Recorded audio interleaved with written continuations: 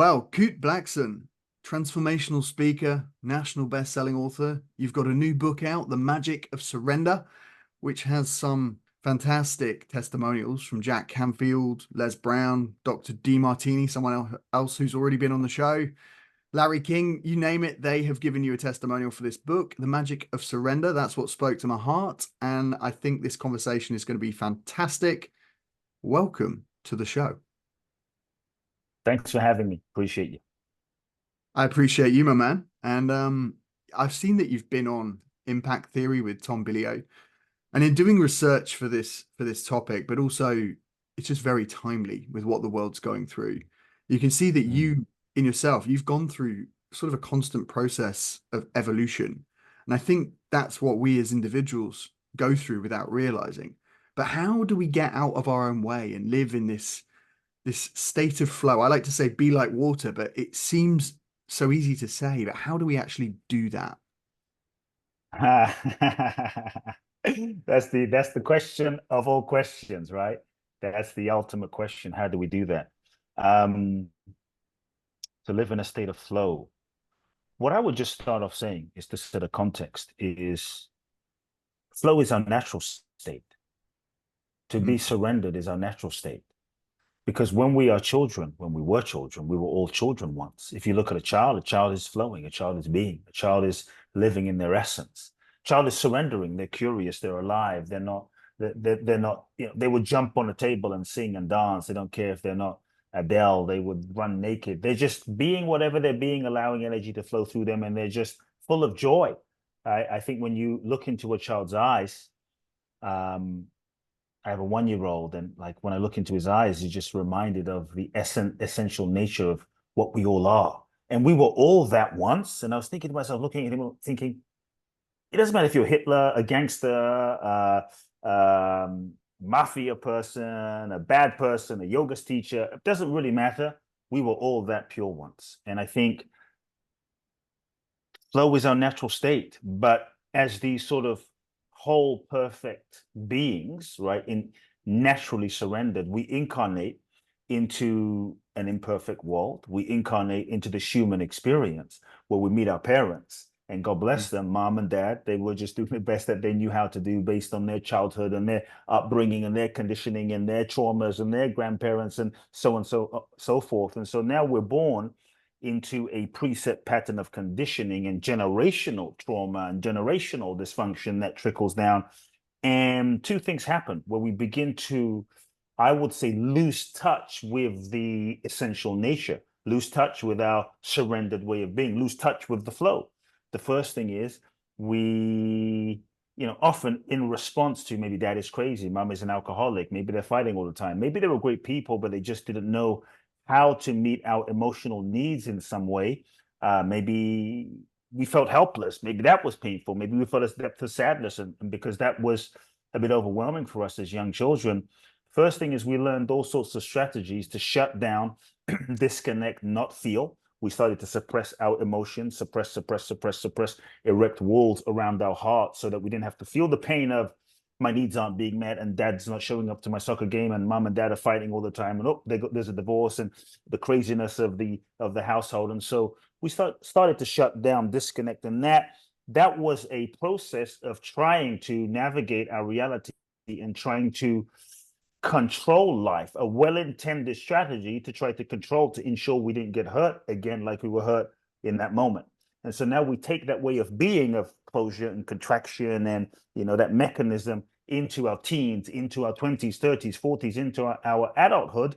And what worked for us when we were age 5 stops working for us maybe when we're 20 and 25 and 30. It starts getting in the way of our capacity to be open, our capacity to flow. So you could say the strategy of control and trying to control everything is the ego's well-intended strategy of trying to protect us and make sure we don't get hurt. The ego's job, the ego is that which we mistakenly perceive ourselves to be based on belief systems and experiences and everything that happened to us. The ego's job is to protect you, to make sure you don't get hurt again. And the ego's job is to reinforce its existence. And so we learn all sorts of ways to disconnect and not feel. We learn all sorts of ways as children to the sense of who do I need to be to get love and validation and approval? Hmm. Oh, I'll be nice, I'll be kind, I'll be sweet, I'll be funny, I'll be whoever mom and dad wants me to be. And so again, we start to, it's a kind of control. If I can be a certain way, I can control your reaction. So we contort ourselves into a, let's call it a pattern or a shape of a personality.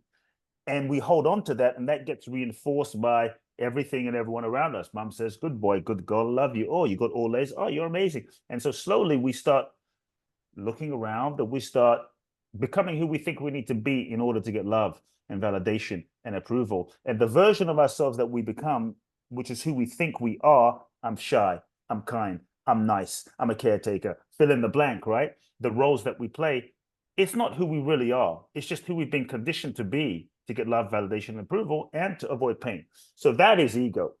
And so we could say, why is it so difficult to flow? Why is it so difficult to Mm. surrender? Why is it so difficult to let go? Why is it so difficult to be open to life and the unknown? Because, shall we say, the unknown, letting go of control, flow, right? Surrender is scary for the ego. Mhm. It terrifies the ego. For the ego, that perceived sense of self that we identify ourselves as, I'm this person, uh, surrender is a death because, or a perceived death, because the degree to which we are conditioned is the degree to which we're not free. The degree to which we're conditioned is the degree to which we believe ourselves to be this ego mechanism that is really a set of patterns that has been created in reaction to things that happened.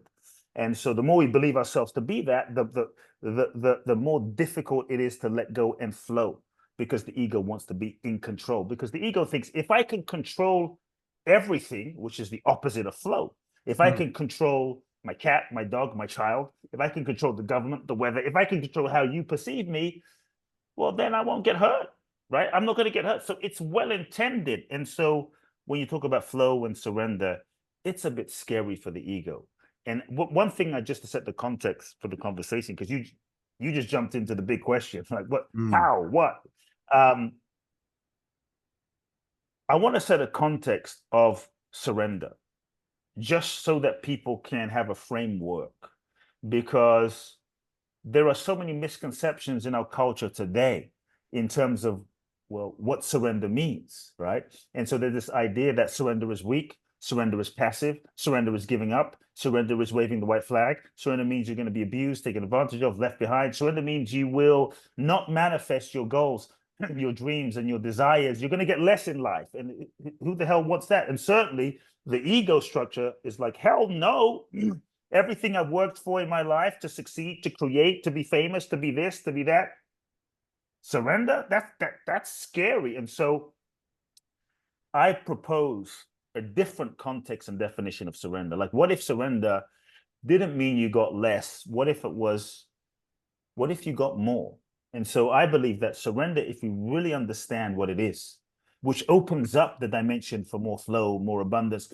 What if in surrendering you got more than you could imagine with the limited persona, the limited conscious mind, the limitation of your ego structure? What if you got more? Maybe different, but what if it was better? What if it was beyond? Because I think the best things that have happened to us, if we really look back through our lives, we didn't plan. We weren't in control. It just kind of happened in the process of living life, right? The process of just following your heart, the process of just following an intuition, a feeling, and just living. And so surrender is, it is a letting go of control. I would say it's a letting go of the illusion of control, that we're even in control in the first place. It is a letting go of the idea of who you think you should be and how you think life should be, so that you can take the limitations off of life and be open and be available. And so when we understand the nature of something, we shift our relationship with something. So when we understand the real concept of surrender, it shifts that. But when we also understand the real essence of who and what we are, because we've been conditioned to believe we are the ego. And so when we say flow and surrender, it's terrifying. But when we can Mm. understand that the ego, what we believe ourselves to be, is a set pattern Mhm. that is not a permanent structure. The ego is not a thing, it is a process. Mm. What we are is a creation of patterns that we identify with. And so it's like a bicycle. A bicycle is a thing. The pedaling is a process, right? Right. And so the pedaling isn't really a thing. So when we can realize, oh, I am not my beliefs, I am not my patterns, I am not my traumas, I am not this creation of self that I believe myself to be, I'm just holding on tightly. Then when we talk about flow and letting go and surrendering, it shifts it, because then you realize, oh, whatever I let go of, this belief, I'm unworthy, I'm not enough, I'm not lovable. It's a belief system. And you might think, well, why would I hold on to the belief I'm not enough? Because it's a form of control. Because at least if I know that's what I am, I can still have some kind of control. And as a result, I know what I'm going to get in life, right? And so holding on to belief structure is a form of control. When you realize that you are not your beliefs, you are not your identity, you are not your titles, you are not your image, you are not your past, you are not your emotions, you are not your feelings, you are not your thoughts, right? Then it becomes easier to shift your relationship to those things and understand, oh, by letting them go, it's not that I'm dying. It's just the illusion of what I believe myself to be is dying. Then you let go. And as you let go, then you can move into more flow. And then you can move into more grace. And then Mm. I would say that's when the magic of life unfolds. If you look at any of the really like great people in humanity's history, Jesus, Buddha, Gandhi, Mandela, Mother Teresa, who else? Martin Luther King, I mean, hey, we could even go for some business folks, right? Like Elon Musk. People might think, what the hell do you mean, Elon Musk? All of these people, in their own way, they all surrendered. Mhm. They got to the point where they let go, and they let go of the idea of who they thought they should be, and somehow in that letting go, they tapped into another dimension of life. And that's when they tapped into sort of the infinite possibilities, and life began to use them. Life began to create through them and flow through them and move through them in a profound way. And so surrender is the most powerful thing that we can do. When you can then understand that you don't have to beat yourself up into letting go, you don't have to force yourself to surrender. You Mm. can recognize the mechanism of the ego when the fear arises, right? Of, oh my God, slow, let it go, out of control. Rather than trying to make yourself surrender, sometimes you can embrace the fact that you're resisting, because the ego is resisting with good intention. It's just limited. It's trying to keep you safe. So when you can meet the ego, which you believe yourself to be, when you can meet that with compassion and kindness and tenderness, it's like, hey, it's okay. I know I'm a bit afraid right now. I'm afraid. What am I afraid of? I'm afraid of losing control. I'm afraid of Mm. getting hurt. I'm afraid of feeling helpless like I felt when I was 5 and no one was around. Okay. I'm pushing this person away that I'm in love with because they're getting too close. And even though I'm resisting and pushing them away, oh, I'm actually only doing that because I'm afraid of getting close and not having my needs met again. And not having my needs met when I was 10 was so painful. I don't want to risk that happening again. So it's easier for me to just push them away, because if I push them away, they won't be there. If they're not there, then I'll never get hurt again. And so we can often see that so much of our mechanisms and behaviors and resistances are well intended, they're just limited. So when we can meet ourselves, when we can become aware, when we can acknowledge our feelings, and when we can meet ourselves with compassion and loving, Mm. and kindness, then we can hold our resistance and ego and fear with loving. And that's when you could say healing happens and surrender begins to blossom within us. Wow. Good. You just laid out the formula there. So much just stands out. Like the You asked perception. a big question, brother. You asked a big Yeah. question. So I Well, wanted no, to I give mean, I you want to dive into a it real because answer and not just a sort of trite answer, because you went right into it. So I want to, because what happens so often in these conversations is that you stay around the edges for too long on a podcast and people don't get the good yeah, stuff when they first listen to it. So I want to make sure we clarify, which you did up front, that surrender isn't about weakness. It's not about let it, like it, what is it really, and how is this going to transform your life? That's why I went there yes, straight away, because I know that the me maximum amount too. of people will hear this. And because you laid it out so well, they will now stay with us.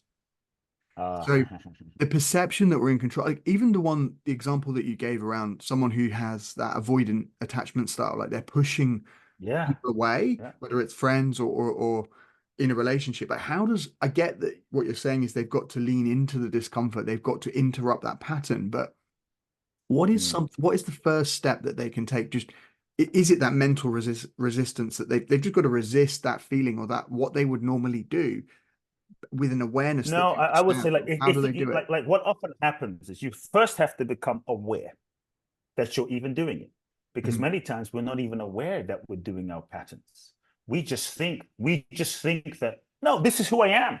I'm independent. Fuck it. I'm independent. I don't need anybody.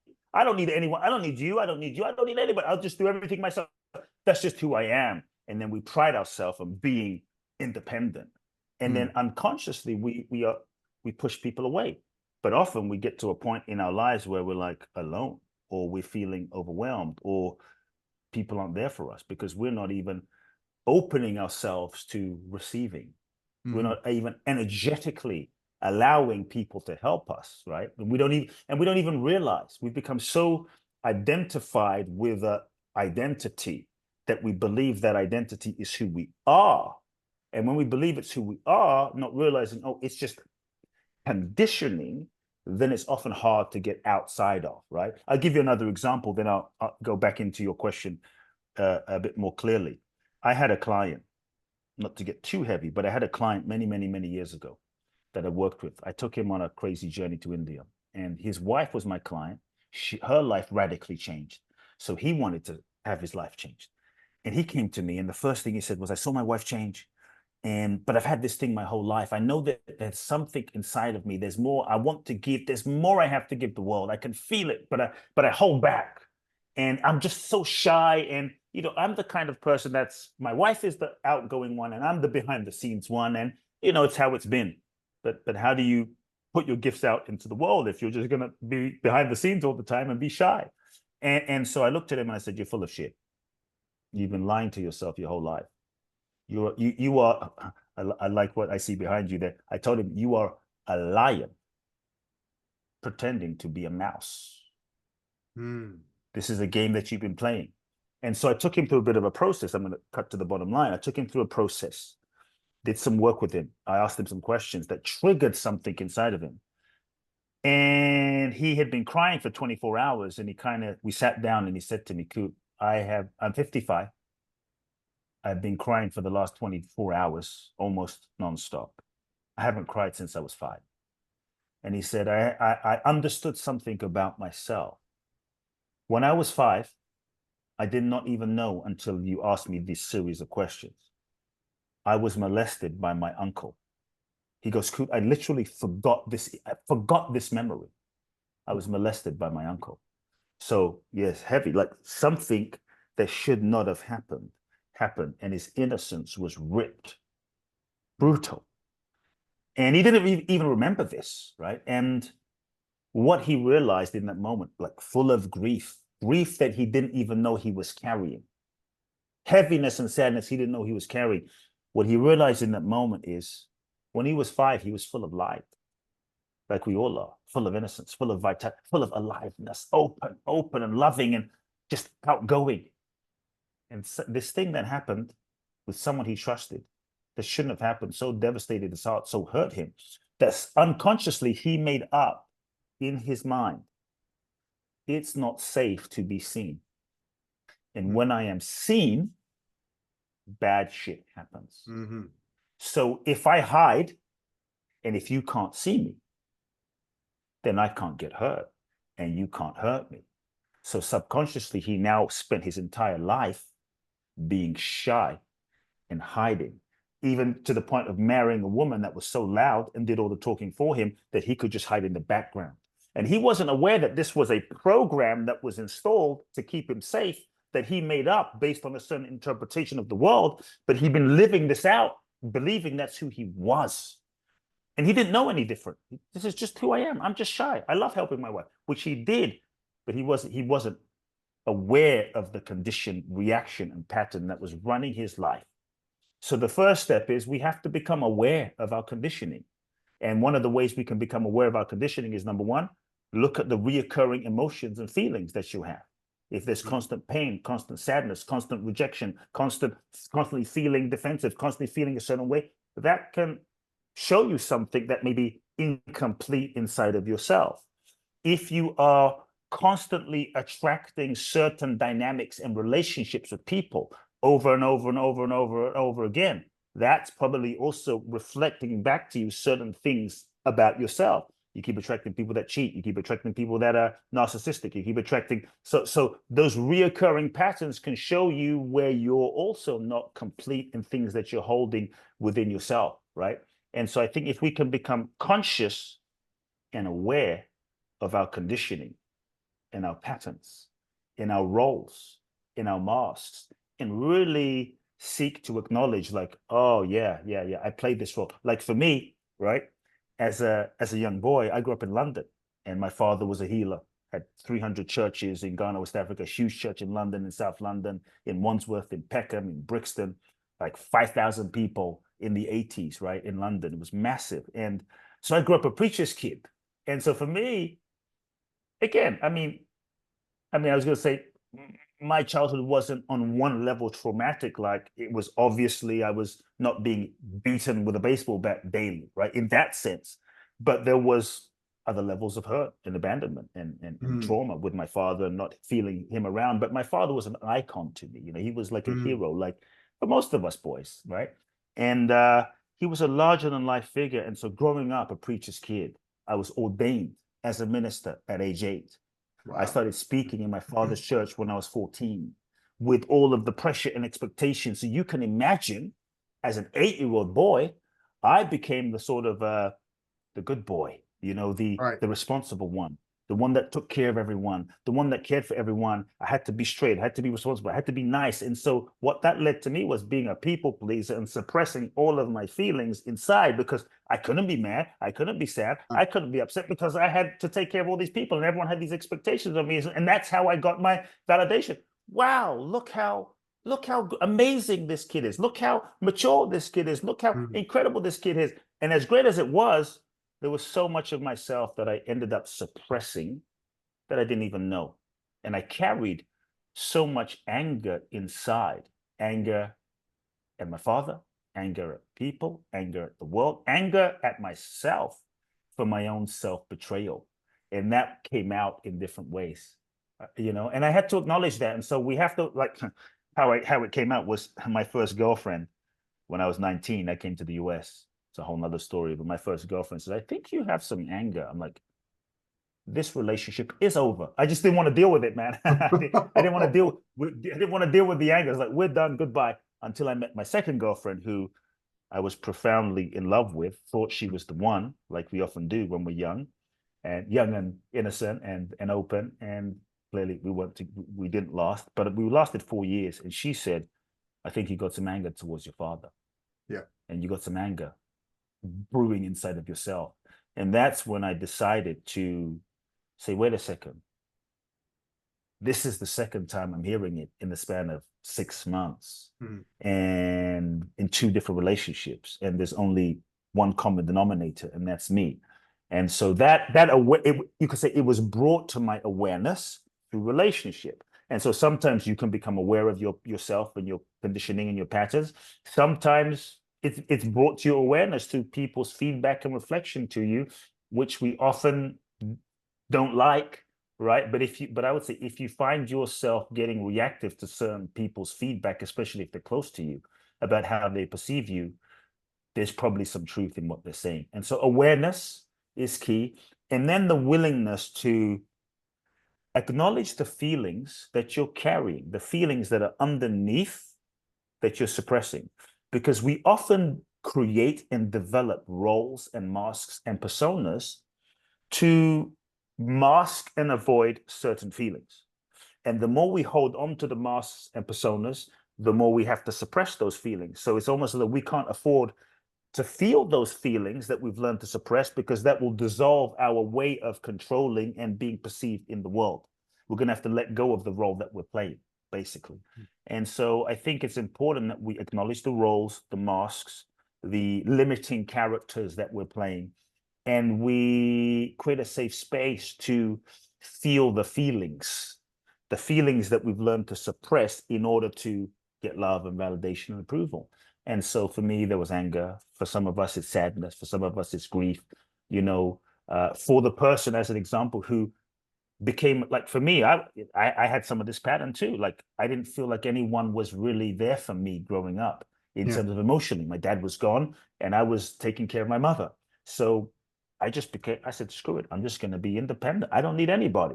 But Mm. I had to really acknowledge underneath was a depth of sadness, Yeah. and a depth of sadness that I was carrying, of not feeling like anyone was really there to meet my emotional needs. And I had to acknowledge that grief, that sadness, so that I could let it go. You know, because I realized if I didn't let it go, for me, it was impacting my relationship with people.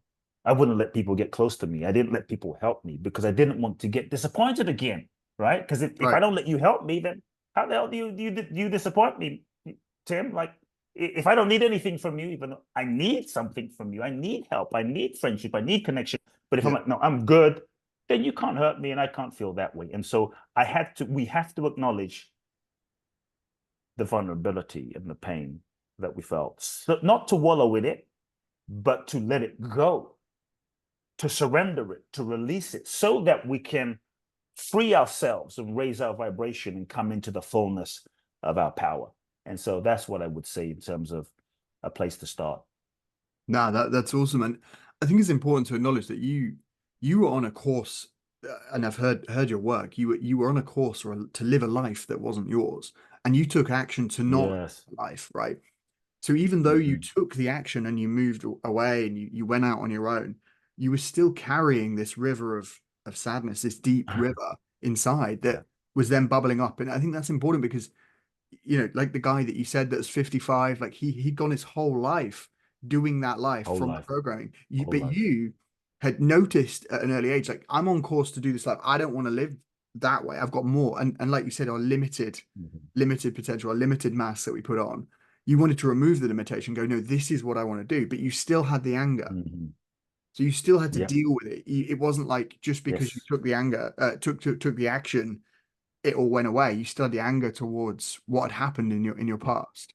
How do you Many, feel it many, yourself? many of us are carrying pain, Mm, anger, emotion about things that happened in our past, even though we're adults, and even though we've moved on, we don't know that we're carrying it. And sometimes it drives us, the hurt, the pain, the sadness, the resentment. For many years, man, till I was in my early 20s, I would say I had a tremendous amount of anger towards my father. And I convinced myself by saying, I don't care. I don't give a shit. I don't need him. did I that don't need fuel his you? love.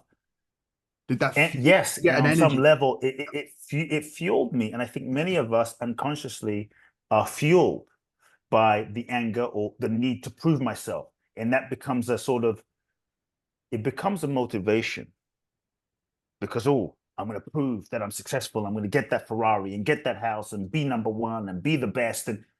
But it only takes you so far, because even when you achieve it and even when you get it, it's never really fulfilling because the motivation is from the outside.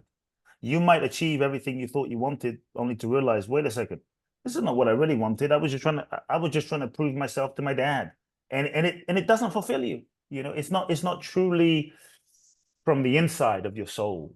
And so, yeah, for me, I had to we have to become aware of what is fueling us, How what do we is make peace with motivating that? us. How do we make peace with the past and forgive ourselves and the other people? Um, well, first you have to acknowledge that you're angry, or you have to acknowledge the pain. I wasn't acknowledging the pain, right? Yeah, And many of us don't acknowledge the pain. Sometimes we don't acknowledge the pain because we're not conscious. Sometimes we don't acknowledge the pain because we say to ourselves, I don't want to give that person the what's the word, the pleasure, the I don't want to give them the power gratification. over Yeah, me. yeah. So the gratification, that's the word. I want to give them the gratification that they hurt me. So fuck them, right? But not realizing that by holding on to the anger, you've given that person all the power. They still have power over you within yourself. Even if mom and dad die, it's about your relationship with that person. Let's just use mom and dad as an example because that tends to be a common one, right? Even if they're dead and they've gone, or even if they're not in your life physically, it's your relationship with them within yourself. And if you're carrying anger towards them, you're giving your power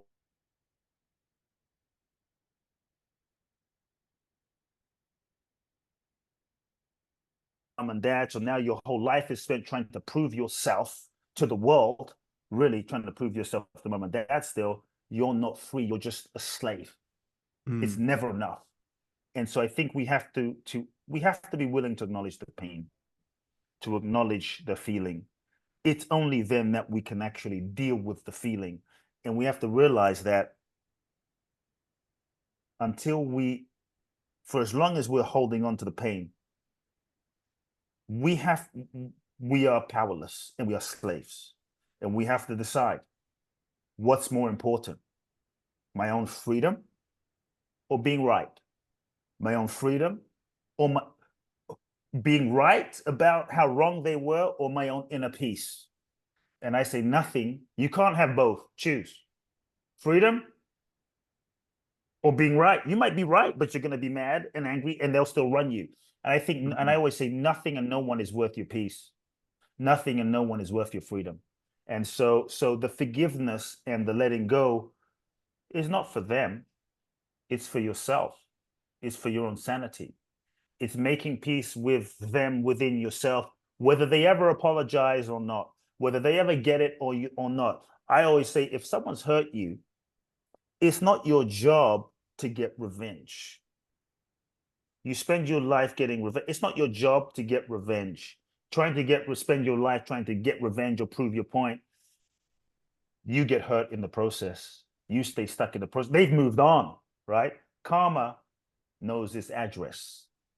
Karma will always find the person. Life will take care of them. And so I think the greatest revenge is taking your power back by forgiveness. The greatest revenge, if there's such a thing as revenge, is to free them and bless them and free yourself. That's a sign to the universe that, you know what? My freedom is more important. And that communicates like you no longer have power over me. But it does take the willingness to feel your feelings, not mentally just do a bypass, feel your feelings mentally, emotionally in your body and release it and let it go. And that might take a moment. Journal it, scream it, write it, acknowledge it. But also, again, it depends on the different situation. There's some situations where you might be angry at friends or business partners and mad at them. But here's what I believe. And this is a context that might help people. Okay. Like we are souls, first and foremost. We're a soul in a human body. We incarnate into this human experience. Souls having a human experience. Life is like a school. Life is a university for our soul's evolution. Mm-hmm. Everyone is your teacher. Everyone has their own lessons. Everything is serving your growth and evolution. So we, me, you, we all incarnate into Earth School, Life University, the university, right? We all incarnate into this human experience to learn, to grow, to evolve. And we forget that.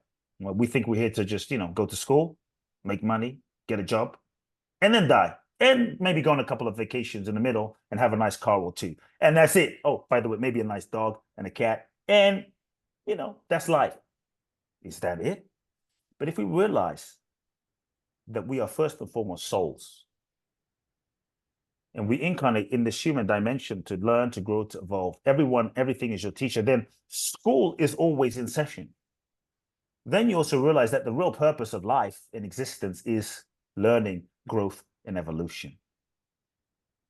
Learning, growth, and evolution. That means your dad, your mom, the person that screwed you over, your ex-boss, your ex-girlfriend, ex-boyfriend, on some level, they were your teachers in a particular classroom to help you learn a certain lesson. So most of us, we've been conditioned in modern day society to view success very one-dimensionally. Did I get the house? Oh, success. Did I get the goal? Oh, success. Did I get the Ferrari? Oh, success. Did I, achieve the thing? Wow, you're a success. But what use is that level of success if you're miserable, if you're unhappy, if you're disconnected from yourself, if you are not growing and evolving, if you're betraying yourself, if you're not living in integrity? What's the point of that? That's not true success.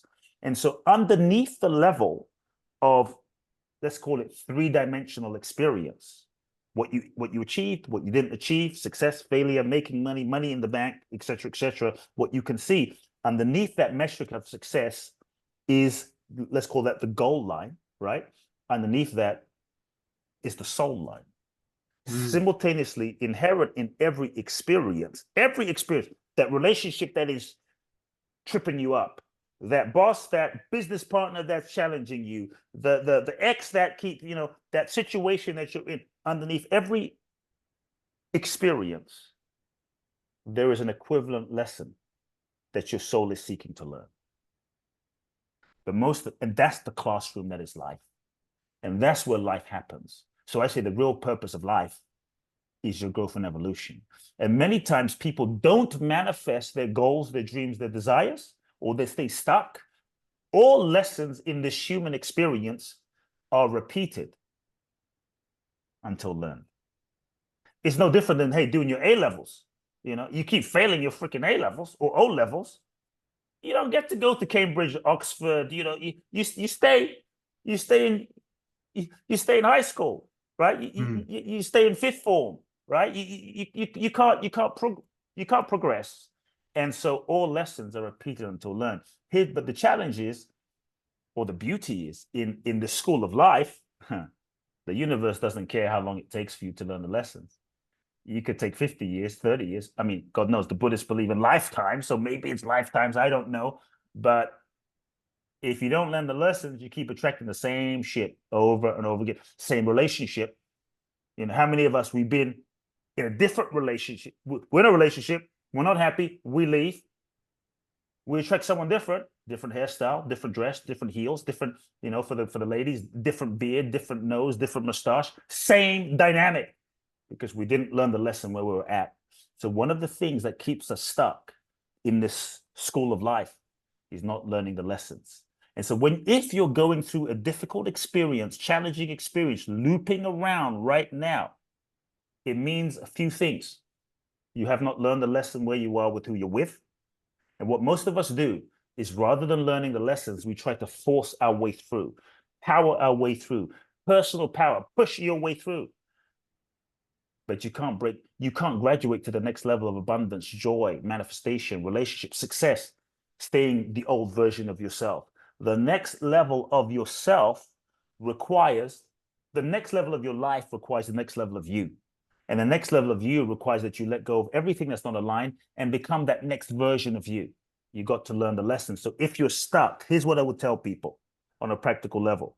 If things aren't manifesting, here's what I would tell you. If things aren't progressing, here's what I want you to ask yourself. What are the lessons that my soul is seeking to learn in this experience? What are the lessons that I've been unwilling to learn or resisting to learn? Not learning of which is keeping me stuck, right? Why have I attracted this person into my life? What lesson is this person seeking to teach me? Because when you learn the lesson, where you are with who you're with, that is the key that unlocks the next level to your life. And most of us don't surrender to the lesson because we're trying to force our way to the next level, not realizing that when you learn the lesson, you shift your energy, and that opens up the doorway to the next level of manifestation. Good, my man. That's so well put. I like that, because people should just go back and watch that 10 minutes again, because that's what people get stuck on, right? They see Yep. this surface Yep. level, this Yep. world playing out in a them that's playing a character.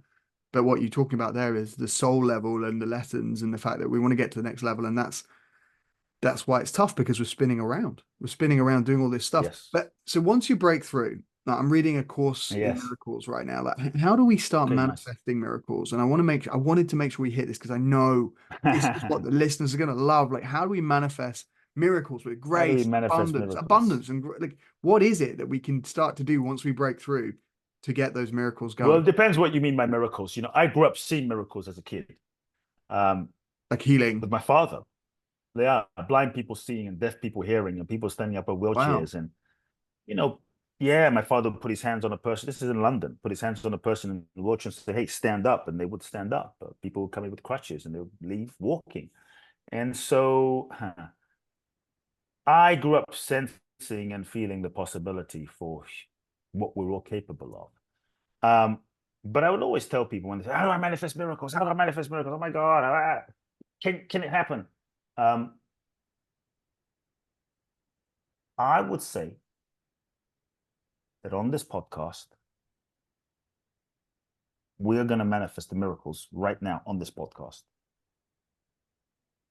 Maybe it's never before happened on the podcast ever, but we're Let's going do to it. do it. So I would just say, if you just looked in the mirror and looked at who you are, look at who's looking out of those eyes.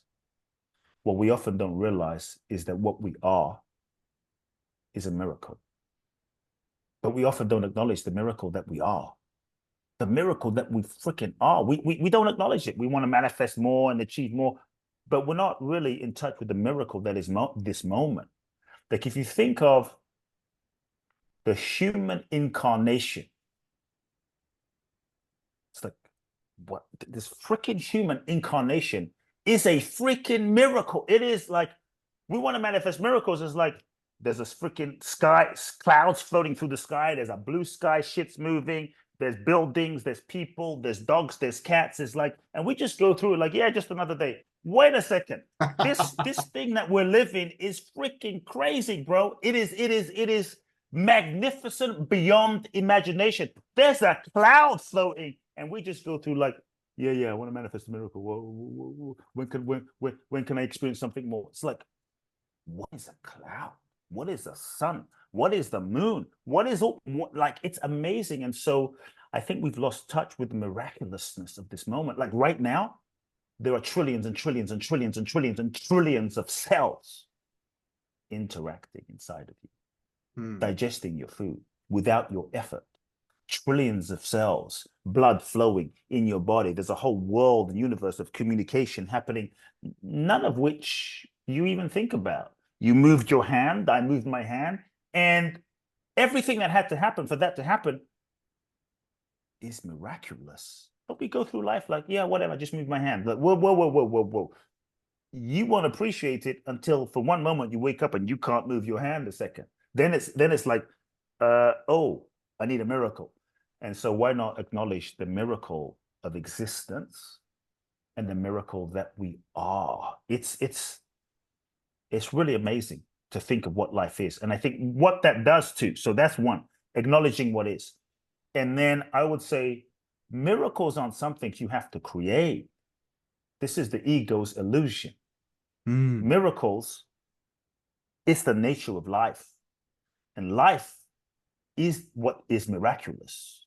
And so, if anything, your job is to remove the limitations, the limiting beliefs, the ego, the mind, the misperceptions, the disbelief, the pain, the hurt, the trauma, is to remove that through your inner work.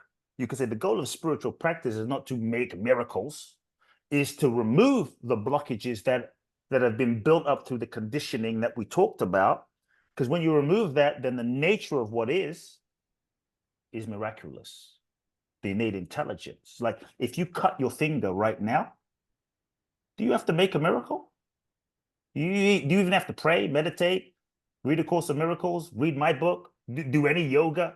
No, if you cut your finger right now, you just keep it clean, and the innate intelligence inside of you, Hmm. it knows what to do to heal you. So we're not making that happen, right? We're just kind of removing any blockages so that the innate intelligence can work. So I think the way it's about bringing yourself into the flow of the miraculous and miracles that already are.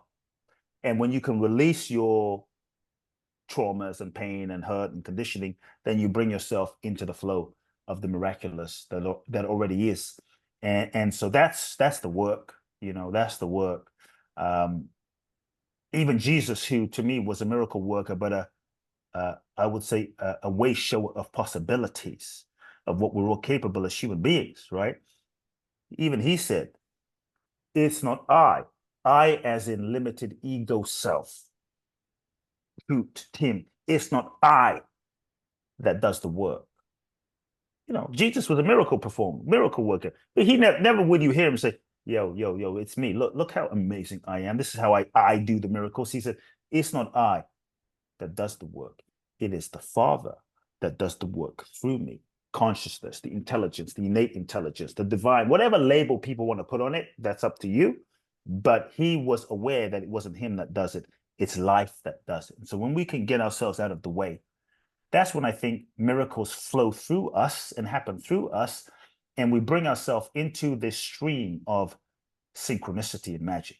One thing I would invite people to do as a practice that might also help. So you do your inner work, and then I would invite people to cultivate gratitude, gratitude, gratitude, right?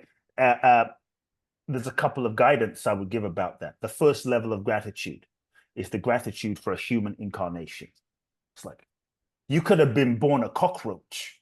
You could have been born a cockroach in a toilet in a BP gas station in London, right? You could have been born an ant on the ass of an elephant in India. I mean, what then, right? You'd really be in trouble, right? But no, we're born as these humans with potential and power and magic inside of us. Like, how often are we grateful for that?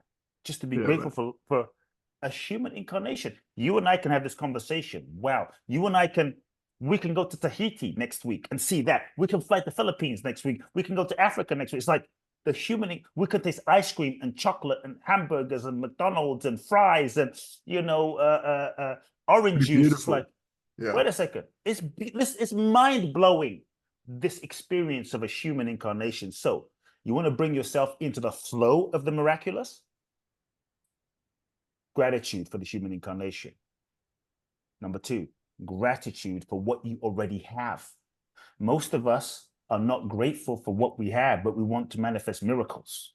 Doesn't work. If we're not acknowledging what we have, how the hell will we be open to magnetizing more? We want the next level of miraculous, but we're not acknowledging and appreciating what we have now. Hmm. Doesn't work that way. So truly being grateful for what you have. And even if you don't think you have a lot, you have something, and there's always someone that has less. Water bottle, a phone, we got eyes and legs and toes and hair and a cup and a laptop to have this conversation. So gratitude for what you have. That's number two. Gratitude for gratitude for the lessons that you've learned in your life. It's number three. No one can take that away from you. Gratitude for who you are and who you've become as a result of your past experience, right? It's like, wow, who am I? Gratitude for who you are as a being. Gratitude for the people in your life currently.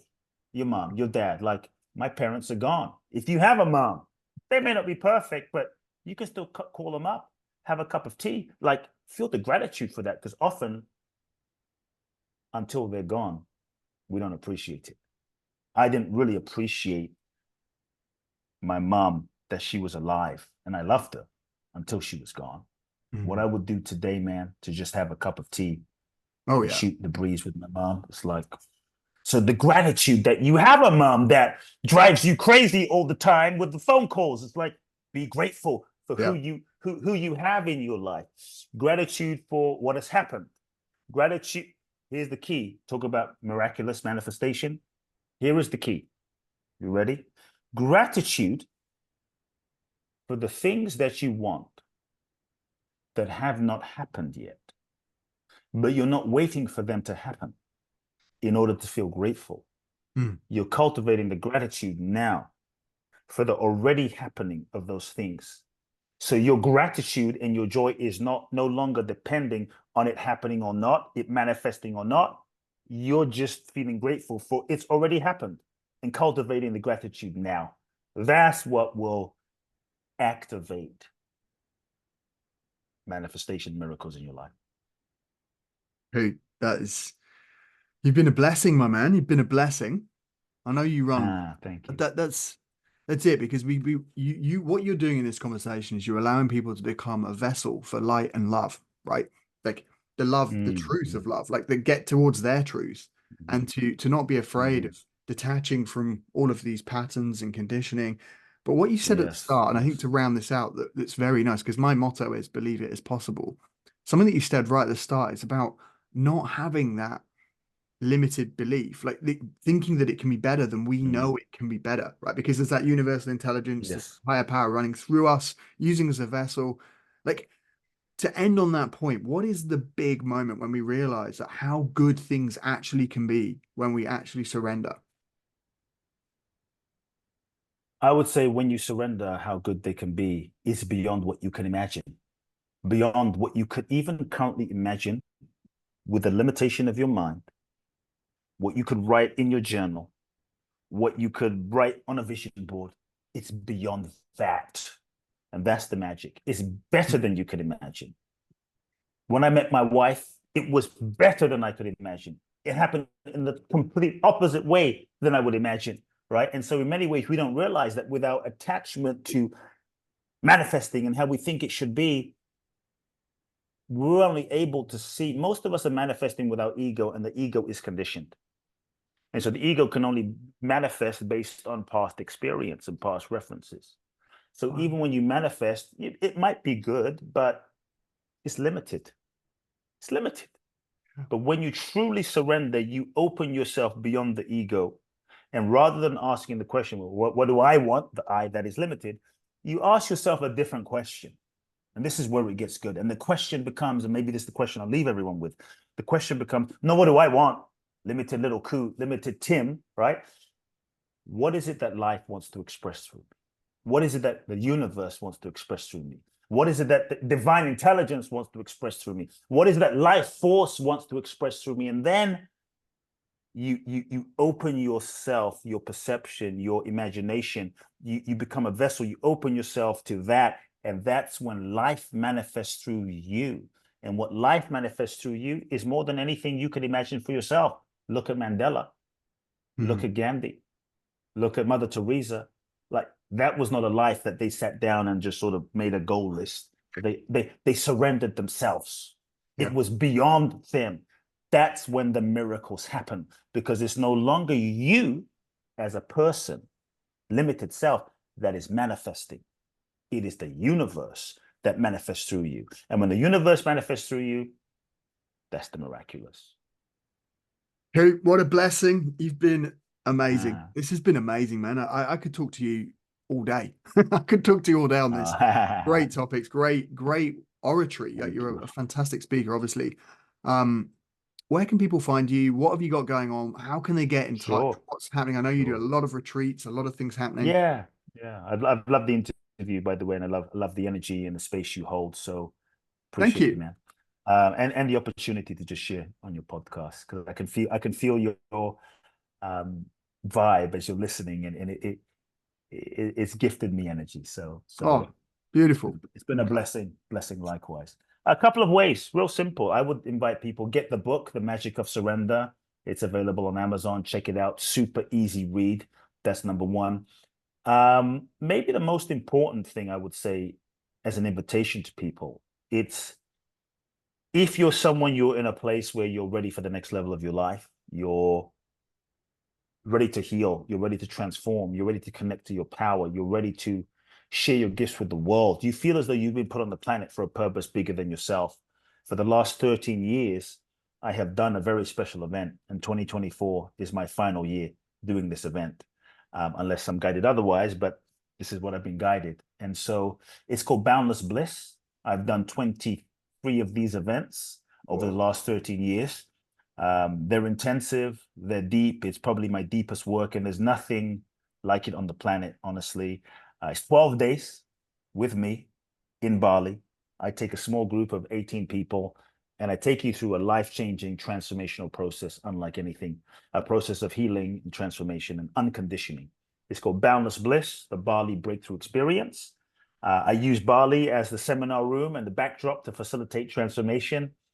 And the next event, and possibly the last one ever, is December the 5th through the 16th of 2024. That's the 5th through the 16th. People can go to the website, www.boundlessblissbali.com. That's boundlessblissbali.com. Watch the video, read the website, and you have to apply for an interview. But if you feel the calling, I would invite people to surrender and dive in there.